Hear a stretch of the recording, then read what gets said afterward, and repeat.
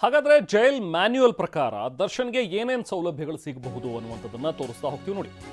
ಜೈಲ್ನಲ್ಲಿ ಈಗ ದರ್ಶನ್ ಕೆಲವೊಂದಷ್ಟು ಸೌಲಭ್ಯ ಪಡಿಬಹುದು, ಆದರೆ ಏನೇನಿರುತ್ತೆ, ಚಾಪೆ, ದಿಂಬು, ಬೆಡ್ಶೀಟು, ಈ ಚಪ್ಪಲಿ ಇದನ್ನೆಲ್ಲ ಕೂಡ ಅವರು ಪಡ್ಕೋಬಹುದಾಗುತ್ತೆ. ಯಾಕಂದ್ರೆ ಇದು ಜೈಲ್ ಮೆನ್ಯೂಲ್ ಇದೆ.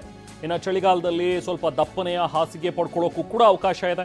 ಜೈಲಧಿಕಾರಿಗಳೇ ಇದೆಲ್ಲ ಸೌಲಭ್ಯಗಳನ್ನು ಅವರು ನೀಡಬೇಕಾಗತ್ತೆ. ಯಾಕಂದ್ರೆ ಬೇರೆ ವಿಚಾರಣಾಧೀನ ಕೈದಿಗಳಿಗೂ ಕೂಡ ಕೊಡ್ತಾರೆ. ಇನ್ನು ಮ್ಯಾನ್ಯುಯಲ್ ಪ್ರಕಾರ ಜೈಲಿನ ಊಟವನ್ನ ಮಾಡಬೇಕಾಗತ್ತೆ. ಇದಕ್ಕೇನು ಸ್ಪೆಷಲ್ ಸವಲತ್ತು ಇರೋದಿಲ್ಲ. ಯಾಕಂದ್ರೆ ಅವರೇನು ಹೊರಗಡೆಯಿಂದ ಊಟ ತರಿಸ್ಕೋತೀನಿ ಅಥವಾ ಮನೆ ಊಟಕ್ಕೆ ಅಂತ ಹೇಳಿ ಏನು ಅರ್ಜಿ ಹಾಕೊಂಡಿರಲಿಲ್ಲ. ಅದಕ್ಕೇನು ಕೋರ್ಟ್ ಇನ್ನೂ ಅನುಮತಿಯನ್ನು ಏನು ಕೊಟ್ಟಿಲ್ಲ ಅಥವಾ ಇವರು ಅರ್ಜಿನೇ ಹಾಕಿಲ್ಲ. ಸೊ ಹಾಗಾಗಿ ಜೈಲಿನ ಊಟವನ್ನೇ ಸೇವಿಸಬೇಕಾಗತ್ತೆ.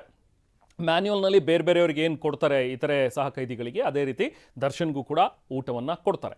ಸೊ ಬಟ್ ಇಲ್ಲಿ ಜೈಲ್ ಒಳಗಡೆ ಈಗ ವಾಕಿಂಗ್ ಮಾಡೋದಕ್ಕೆ ಒಂದು ಅವಕಾಶ ಸಿಕ್ಕಿದೆ. ಸೊ ಹಾಗಾಗಿ ಈಗ ಮುಂಚೆ ಅವ್ರು ಹೇಳ್ತಾ ಇದ್ರು ಎಲ್ಲ ಪರ್ದೆ ಎಲ್ಲ ಹಾಕ್ಬಿಡ್ತಾರೆ, ಹೊರಗಡೆನೇ ಹೋಗೋಕ್ಕಾಗ್ತಾ ಇಲ್ಲ, ಸೂರ್ಯ ನೋಡಿಲ್ಲ, ಮೈಯಲ್ಲೇ ಎಲ್ಲ ಫಂಗಸ್ ಕಾಣಿಸ್ಕೊತಾ ಇದೆ ಅಂತೇಳಿ. ಸೊ ಅದೊಂದು ತಪ್ಪುತ್ತೆ. ಇನ್ನು ಇನ್ನೊಂದು ಎಕ್ಸ್ಟ್ರಾ ದಿಂಬು ಹಾಸಿಗೆ ಬೇಕು ಅಂತ ಕೇಳಿದ್ರು, ಅದನ್ನು ಕೂಡ ಈಗ ಆ ಸೌಲಭ್ಯವನ್ನು ಕೊಡಬಹುದಾಗುತ್ತೆ. ಜೈಲಿನಲ್ಲೂ ಅವರಿಗೆ ಈ ಸೌಲಭ್ಯಗಳನ್ನು ಒದಗಿಸಿ ಅನ್ನುವಂಥದ್ರ ಬಗ್ಗೆ. ಅಂದರೆ ಇದು ಸೌಲಭ್ಯ ಅನ್ನೋದಕ್ಕಿಂತ ಇದು ಬೇಸಿಕ್ ಆದಂಥ ಒಂದಷ್ಟು ಫೆಸಿಲಿಟಿ. ಸೊ ಈ ಬೇಸಿಕ್ ಥಿಂಗ್ಸನ್ನು ಅವರಿಗೆ ಕೊಡಬೇಕು ಅಂಥೇಳಿ.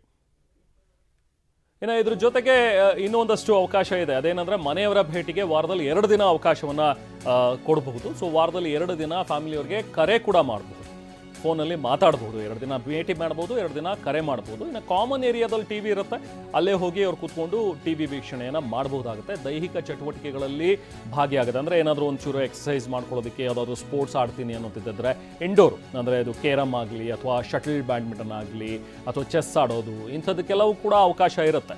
ಇನ್ನು ಮನಿ ಆರ್ಡರ್ನಲ್ಲಿ 10,000ವರೆಗೂ ಕೂಡ ತರಿಸ್ಕೋಬಹುದಂತೆ. ಅಂದರೆ ತಿಂಗಳಿಗೆ ಒಂದು 10,000 ರೂಪಾಯಿ ಮನಿ ಆರ್ಡರ್ ಮಾಡಿಸ್ಕೋಬೋದು. ಅಂದರೆ ಅಲ್ಲಿರುವಂಥ ಈ ಬೇಕರಿ ಐಟಮ್ಸ್, ಕಾಂಡಿಮೆಂಟ್ಸ್ ಅಲ್ಲೇನಾದರೂ ತಗೋಬೇಕು ಅಂತ ಹೇಳಿದ್ರೆ ಸೊ ಅದಕ್ಕೂ ಕೂಡ ಅವಕಾಶ ಇದೆ.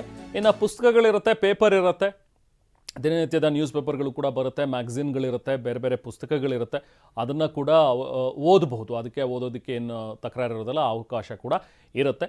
ಇನ್ನು ಬೇಕ್ರಿ ಕಾಂಡಿಮೆಂಟ್ಸಲ್ಲಿ ಏನಾದರೂ ತಗೋಬೇಕು ಅನ್ನುವಂಥದ್ದು ಏನಾದರೂ ಇದ್ದರೆ ಅದಕ್ಕೆ ದುಡ್ಡನ್ನು ತರಿಸ್ಕೋಬೋದು ಮನೆಯಿಂದ. ಆ ದುಡ್ಡನ್ನು ಖರ್ಚು ಮಾಡಿ ಅವರಲ್ಲಿ ತಗೊಳ್ಳೋದಕ್ಕೆ ಅವಕಾಶ ಇರುತ್ತೆ.